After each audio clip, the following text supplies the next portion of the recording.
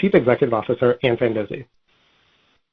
Thank you, Samir, and good morning, everyone. I could not be more excited to be with you all this morning to discuss some updates on our pending transaction with IAA and why I am even more confident than ever in the incredible value creation opportunity that it presents. As you've seen by now, it's been a busy morning for us here at Ritchie Brothers and IAA. To recap, we announced 3 important updates this morning.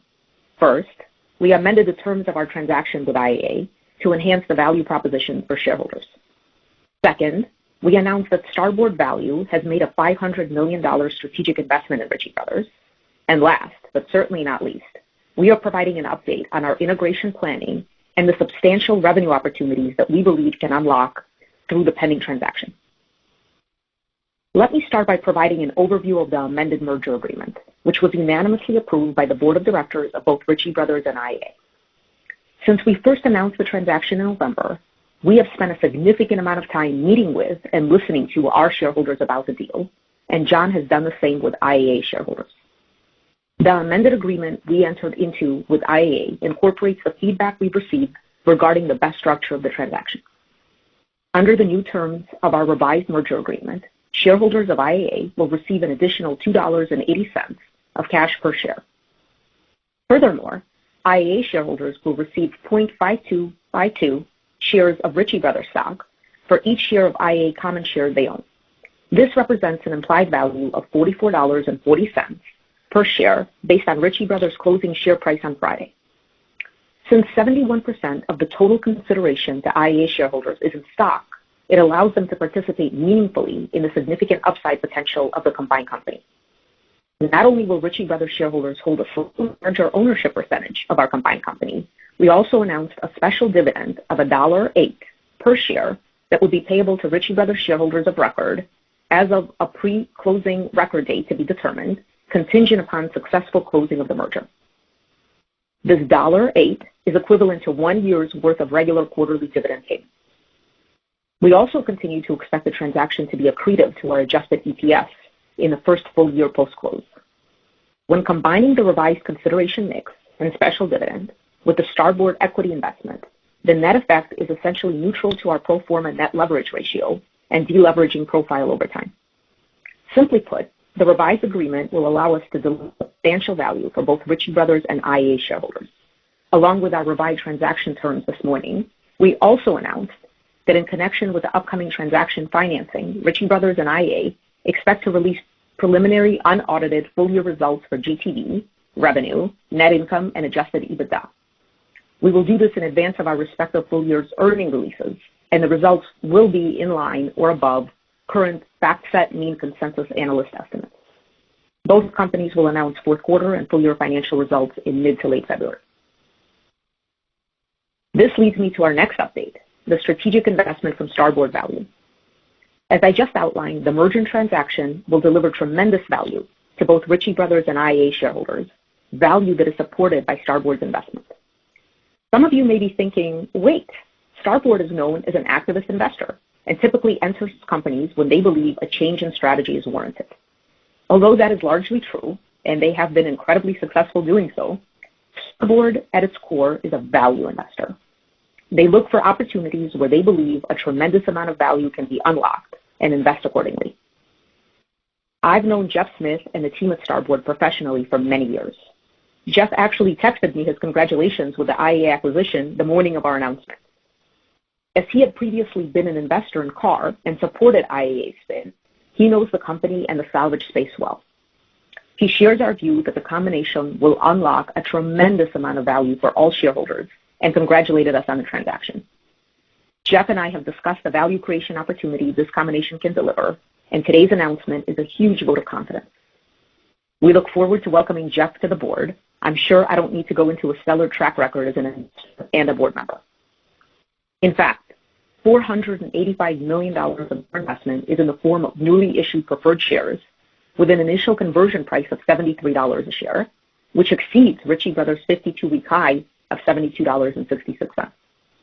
Of note, Starboard's convertible preferred shares are non-voting for the purpose of the IAA transaction, and these shares will not receive the cash dividend mentioned in the previous slide. The vision for our future that Starboard is investing in is exactly what I want to talk to you about today. In addition to Starboard, we are pleased that Ancora, a large IAA shareholder, now supports the combination and has committed to voting in favor of the transaction. We've talked a lot about the upside potential of the combined company. I now want to walk you through the specifics of the incredible growth opportunities we believe we can achieve. Prior to today, we've committed to $100 to $120 or more million in cost synergies and have stated that revenue opportunities have the potential to eclipse these cost synergies. You have asked me to shed light specifically to the cost synergies and revenue opportunities we see, and this morning we released details on the $350 to $900 million EBITDA growth opportunity we see in front of us. I will dive into the specific areas that makes up the potential revenue upside shortly. When you look at them together, the two transactions we just went over will result in even more compelling value for both IAA and Ritchie Brothers shareholders. Ritchie Brothers shareholders will receive a slightly larger ownership stake in the combined company, as well as a special dividend equaling 1 year's worth of regular quarterly dividends. IAA shareholders will receive a larger cash consideration while retaining the ability to participate in the incredible upside potential of the combined company. And we have a renowned investor who believes in our business and the value of this transaction joining the combined company's board following the transaction. Moreover, we have tremendous potential to drive growth through the combined company, which will result in significant value for shareholders of both companies. We expect this through our core business, our disciplined integration plan, accelerated growth by leveraging our combined yard footprint, and the revenue opportunities I just mentioned and will cover a little later. As we map out what a combined Ritchie Brothers and IAA will look like, we are highly focused on making sure that we continue to build on the momentum we have created at Ritchie Brothers' core business. Since I joined Ritchie Brothers 3 years ago, we have been executing on our vision to transform our business into a leading digital marketplace. Not only have we driven growth in the tightest supply environment in the history of the company, we have also meaningfully outpaced the market in returns for our shareholders. You have asked me how we will ensure that the momentum that we built will continue. Quite simply, it is by driving the same focus and accountability that we have instituted in every level of the company. Our sales teams drive GTV. It's that simple. We've instituted an exceptionally successful go-to-market model. As a result of this deal, there is literally no change to this model. The leaders of Ritchie Brothers sales and sub-verticals have no integration responsibilities and are committed to, and more importantly held accountable for, our continued progression towards the evergreen model of moving from low single digits to high single digits to low teens growth. We will also continue to build on our omni-channel marketplace technology that forms the basis of Ritchie Brothers 2.0. Our integration roadmap includes plans to keep the infrastructure we've been working on with ThoughtWorks intact and continue to invest in enhancing our ability to attach services across our many verticals. Similar to sales, there are dedicated owners in place with strong accountability to continue to deliver on that vision. Turning to services, we've committed to our evergreen model that our services revenue growth will outpace GTV growth. That is and will continue to be accomplished through expanding our service offerings and penetration. In similar fashion to every other part of Ritchie Brothers, there are dedicated owners in place to drive each of the services with accountability for results. Of course, the foundation of a great integration is strong oversight and focus. To that end, we have formed a classic integration management office, or IMO structure, with key functions and dedicated teams. We have also engaged a leading third-party consultant to ensure successful execution of the integration playbook. To be very specific, less than 1% of Ritchie Brothers staff is included in the IMO stakeholders, and our intention is to provide regular updates to shareholders on our progress. Let's start with cost. As the integration teams continue their work ahead of close, we have even more confidence in our ability to achieve the $100 to $120+ million in annual run rate cost synergies we expect by the end of 2025. Our IMO is developing a comprehensive plan and timetable to rapidly capture these savings, including the quick wins we believe we can achieve shortly after close. We believe as we integrate, we will uncover additional opportunities as well. I'll now turn it over to Eric Jacobs, our CFO, to discuss our capital allocation outlook. Thanks, Ann. We remain true to our disciplined capital allocation strategy that balances deleveraging and growth investments with capital returns. Some investors have asked for additional information regarding our deleveraging plans. We have now provided this to you. As we discussed previously, we intend to rapidly delever our balance sheet post-close to approximately 2 times net debt to adjusted EBITDA in 24 months following close. We believe we will be able to lower our leverage ratio to 1.5 times within 36 months post-close. Strengthening our balance sheet, combined with the significant cash flow we expect to generate, will provide us with substantial flexibility going forward. We expect to have ample capital to continue to invest in our growth initiatives while returning capital to shareholders, which we expect to do by maintaining our dividend. Over time, we also intend to return additional incremental capital to shareholders through growing our dividend and implementing share buybacks once we have reached an appropriate level of leverage. All of this will translate to substantial value for our shareholders. Back to you, Ann. Thanks, Eric. Let me begin the opportunities discussion with speaking about how we intend to accelerate growth for both Ritchie and IAA. The combination presents us with a unique opportunity to enhance our ability to serve our customers and optimize unit economics of each yard given the multiple verticals we serve. On the Ritchie Brothers side, IAA's approximately 10,000 acres of capacity, not including cat capacity under optional contracts, will allow us to accelerate our satellite yard strategy. More importantly, approximately 75% of IAA's existing yards have 5 or more acres of capacity, which is in line with the target size of our satellite yard model. These locations are generally in metropolitan areas, which will get us closer to our customer base. We primarily see these locations holding transportation assets, which IAA already handles, as well as light construction. When you combine that with our plans to leverage the best of our yard operating systems and practices, we currently believe we will be able to run all yards more effectively and efficiently than Ritchie Brothers does today, given the technology investments that IAA has made over time to their yards. Over the last several years, IAA has done tremendous work to enhance their catastrophic event response capabilities, as is evidenced by their great performance during Hurricane Ian last year. In fact, the data shows that they were able to pick up cars faster than their competitors. This is a better KPI for IAA's underlying performance than time to sale, which we often see used, as time to sale is largely driven by unique insurance partner preferences. Our more than approximately 200-acre footprint in Florida and 250-acre footprint in Texas will allow us to substantially improve IAA's capacity to support insurance carriers during these catastrophic events. Given our combined team's expertise in zoning and regulatory environments, we are confident that we will be able to clear any hurdles to use for locations we want. We also bring relationships with logistics firms, significant experience managing complex events, and an efficient yard model that will enhance IAA service. We believe there will be opportunity to optimize logistics capabilities, enabled primarily by having multiple verticals at locations. More than anything, many on Ritchie Brothers' management team have deep experience with insurance carriers, and we understand what they value. We have a proven track record of solving difficult problems and enhancing customer services from our prior roles working with those same insurance companies.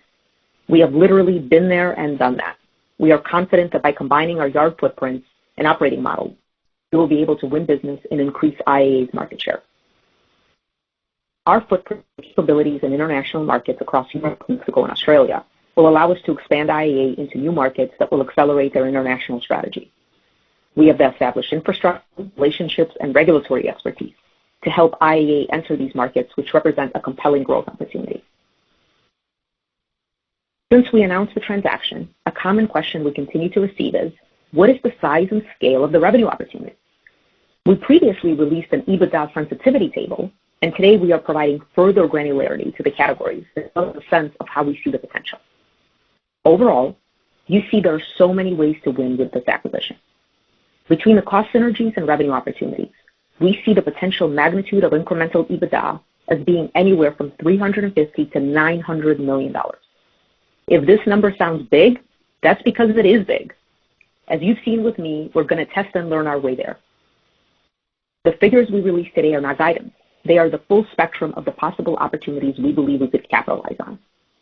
The opportunity to create value here is incredible and why we've been so excited about this combination. Let me spend a few minutes unpacking this number to give you a sense of how we intend to get there. First, there are 100 to 120 million or more of cost synergies. These are 100% in our control, and we're committed to deliver them. On the IAA side, we see a combined opportunity to achieve anywhere between $115 to $350 million of EBITDA by leveraging our domestic and international footprint, knowledge of and relationships with insurance carriers, and leadership expertise to drive growth. The wide range of this number underscores the shorter-term line of sight opportunities, as well as longer ones which will require more time to bring to fruition. We've made tremendous learnings over the past 2 years of our satellite yard strategy. We believe that by accelerating that strategy and capacity, especially at a time when we expect the availability of equipment to ease, we can drive GTV growth with new customers and drive incremental EBITDA of $40 to $125 million. The way to think about this wide range is the low end correlates to opportunities where Ritchie Brothers already has a sales associates, and the top end would require additional sales resources where IAA has capacity.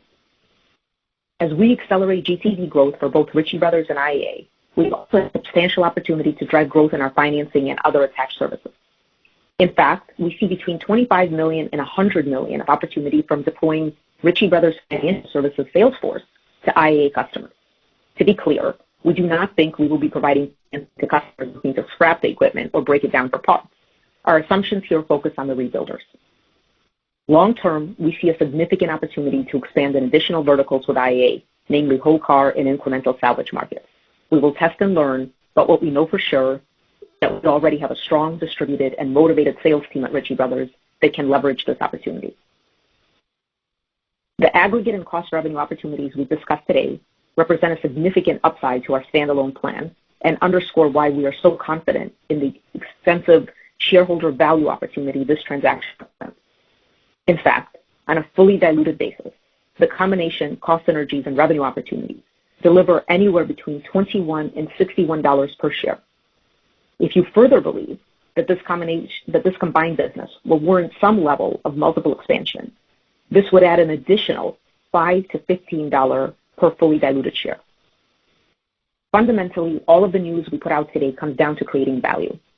We've always been confident in the significant value creation opportunities that this transaction would lead to, and the updates we announced today only make us more confident in the incredible opportunity we have ahead with IAA.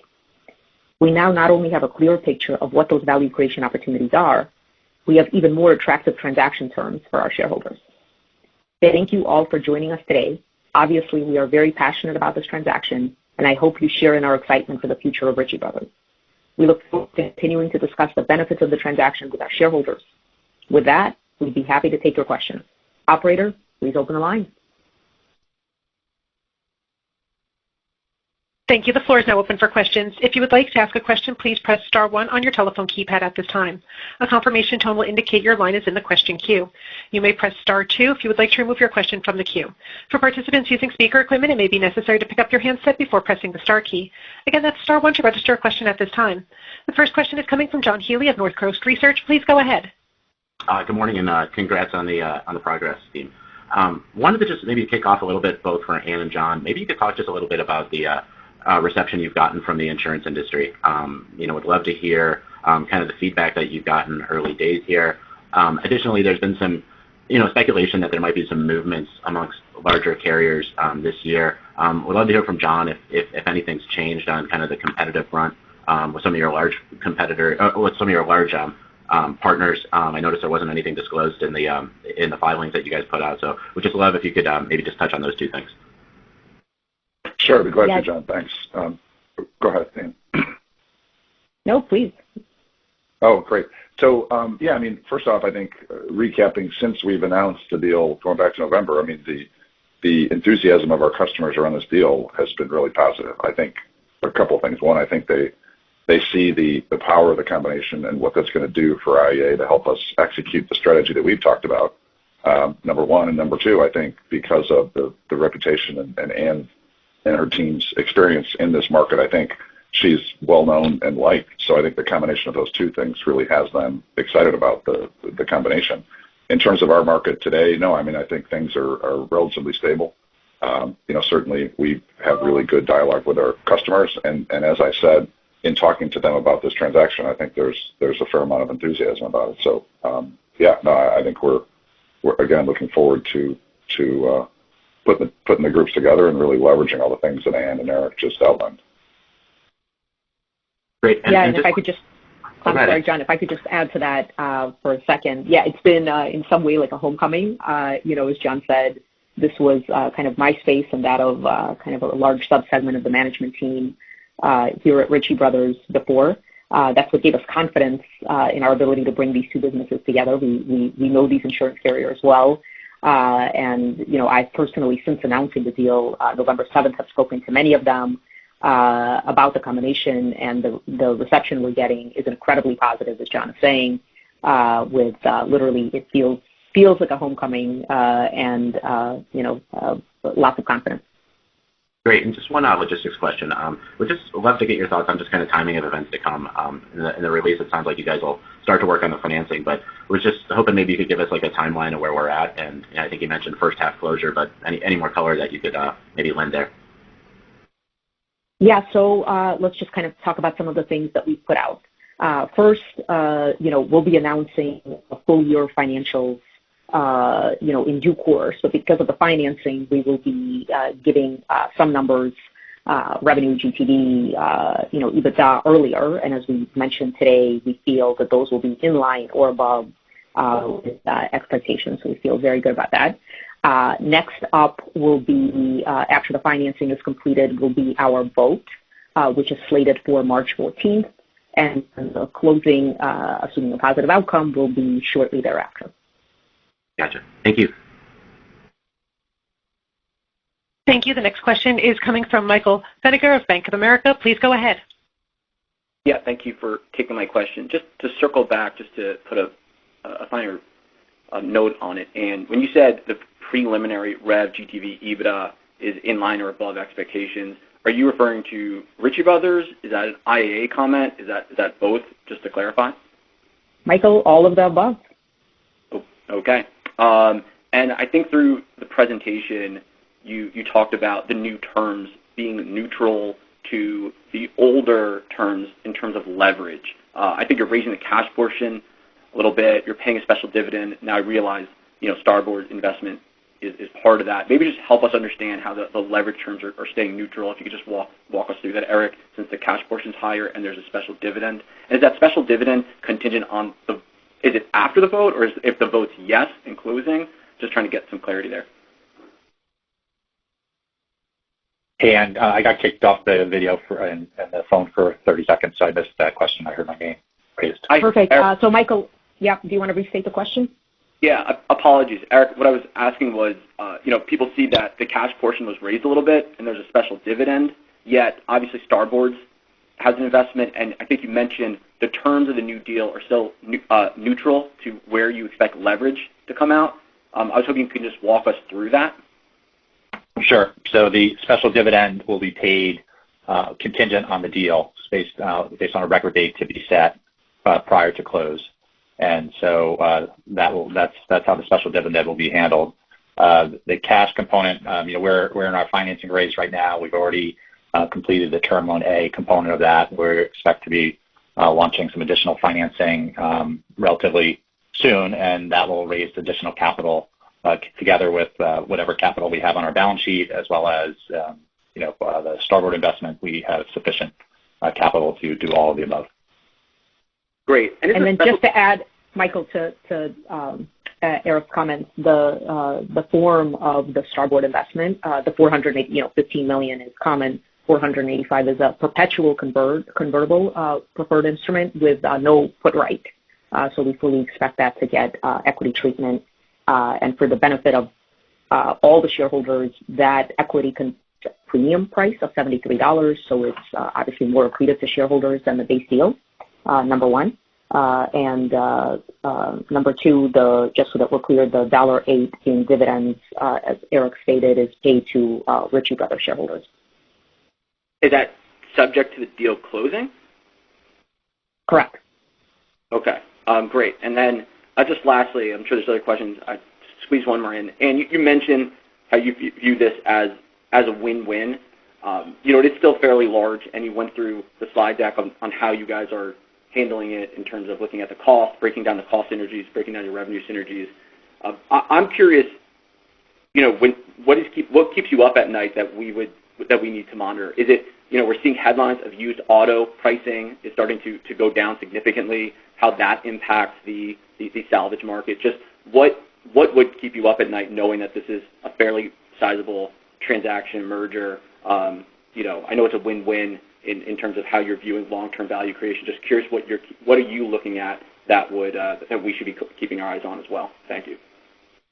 Yeah, Michael, let me start, and then I'm going to turn it over to John in particular to talk about, what used car pricing means to salvage. Drum roll, it's great thing. So let me put it this way. I have a perpetual paranoia that should make the shareholders very happy on the phone. What keeps me up night is, thinking 2-3 steps in advance about what we don't know, right? The things we know we're dealing with, the things we don't know, we try to find out through test and learn. So obviously the backdrop of the environment that we can click through, right? So for example, no one knows if we're going into a recession or not. The good news is that both Ritchie Brothers and IAA are counter-cyclical businesses. So if we go into a recession, obviously pricing drops, but the volumes more than make up for it.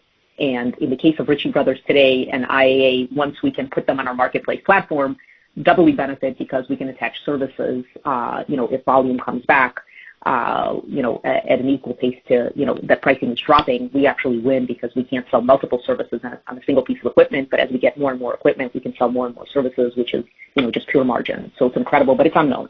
Obviously, the question I get asked on every earnings call, and we'll just wait for that to happen on the next earnings call, is when will the, equipment loosen up in kind of Ritchie Brothers core, yellow iron? And like no one knows that. You can argue, maybe global slowdown, but then offset by, stimulus, all kinds of things. So I'm going to answer it with constant paranoia across the board, but keeping our finger firmly on the pulse of the fact that the businesses are counter-cyclical. They win in both businesses, win in good times. They really win in bad times. And making sure that we can take advantage of those things and eyes wide open, every minute of every day. So, John, would you like to take the question about used car? Sure. Yeah. I mean, used car pricing, when you think about our marketplace, it really there's two areas where it affects. It obviously affects ARPU, right? Because the used car price is one of the drivers of value in our marketplace, and our fees are attached to that. But what you've seen over the last couple of years as we have made changes to our fee structure, we've really leaned more towards sort of fixed charges. So we're less sensitive to changes in value than we used to be. So I think that's one really important element when you think about used car prices coming down on the revenue per unit line. But the great news about used car prices coming down is that it means there's going to be more volume, because the way insurance companies total vehicles is they look at the repair cost divided by the used value, and if it exceeds a certain threshold, they're going to total the vehicle. So as used car prices come down, we're certainly not seeing repair costs come down, so a higher frequency of vehicles are going to be totaled. So we would expect to see more vehicles come into our marketplace. So one, to a certain extent, offsets the other, which again is another one of the sort of counter-cyclical characteristics of the salvage marketplace.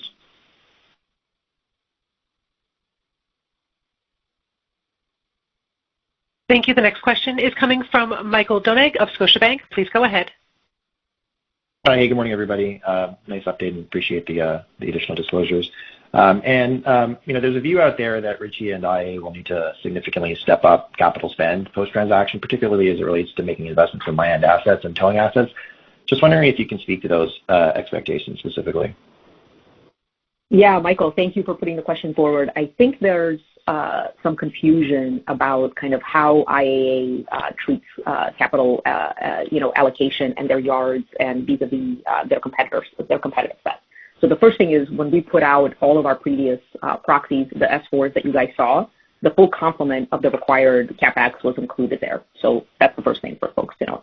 The second is to talk for a minute about a strategic decision IAA made, and we can certainly make a different one together as we move forward if we think that there's a different return on invested capital, a better return on invested capital for shareholders out there. But IAA leases their yards, where their competitors typically own yards, as does Ritchie Brothers, by the way. We own our yards. So that's first and foremost. To the extent we think that owning yards is a better use of capital than leasing yards and drives a higher ROIC, we're happy to do that and kind of let the math guide us. So that's number one. Number two, for catastrophic events, what IAA has chosen to do, which I think is very clever, is effectively have optionality for the overflow needs for catastrophic events. So they neither lease them perpetually nor own them, but rather have partnerships out there with folks. So, for example, like with NASCAR, to use their paddock space. So there's an incredible amount of capacity for catastrophic events IAA has at their disposal that is neither in their underlying lease numbers nor in the kind of overall capital expenditures, because again, that's not how they choose to deploy capital. So that is a very long answer to the yard question, and that's, overwhelmingly when you take a look at IAA's competition, that is in fact how capital is used. It is used to acquire yards, both for kind of steady state use, but even more for catastrophic events that sit idle much of the time waiting for kind of these events to happen so that service can be provided. So that answers that question.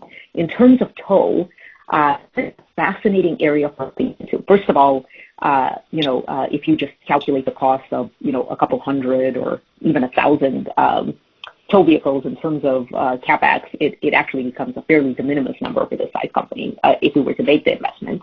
But it's interesting for us. This is the area we want to dig into as we look forward. That may be a very unique advantage for the combined entity. And what I mean by that is Ritchie Brothers yards routinely have tow vehicles and flatbed trucks that are coming in and out that have a lot of deadhead space, basically open capacity, right? In our model for Ritchie Brothers, sellers pay for transportation and buyers pay for transportation. We do not pay for any transportation, but it means that when a seller's piece of equipment or, in fact, a vehicle shows up at our yards, that tow vehicle leaves empty and often is not full when it shows up. So our question is, can we leverage this incredible network of logistics to find a better answer for the salvage car industry overall, and specifically our combination with IAA, a better answer for Ritchie Brothers customers that will allow us to offset some of their costs or maybe even enhance a revenue proposition for us.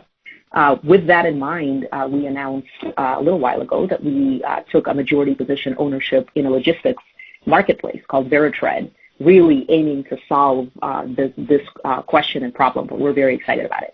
So that is a long answer to 100% of what we see our capital needs are. In fact, we accelerated some capital expenses in order to drive the opportunities that much for the combination, but they have all been put forward in the materials we previously put out there. And just, again, the confusion around the capital allocation needs for yards is just because of the choices that IAA has made in terms of overflow catastrophic events not being on their books at all, and then the rest of the being leased instead of owned. Hopefully that answers the question. It certainly does. Thanks for the color, Ann. And maybe just a second one. I mean, the revenue synergies opportunity here, they're large numbers. It's a big range. Any way you can give us a sense for how much you think you can target within the same timeline of your cost synergies? If not, maybe just speak to, generally what you view as some of the lower hanging fruit, and just to help us better align expectations.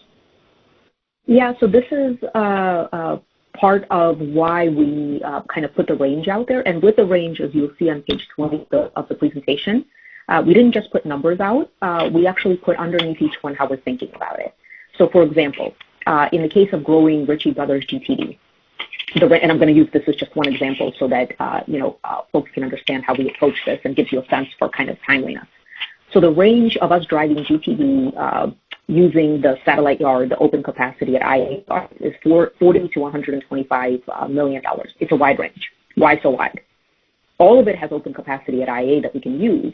The 40 is coincident with where Ritchie Brothers already has sales coverage. So think about kind of an ability to turbocharge that opportunity quickly, where the 125, the incremental 85 million, IAA has capacity. Brothers currently doesn't have a sales force.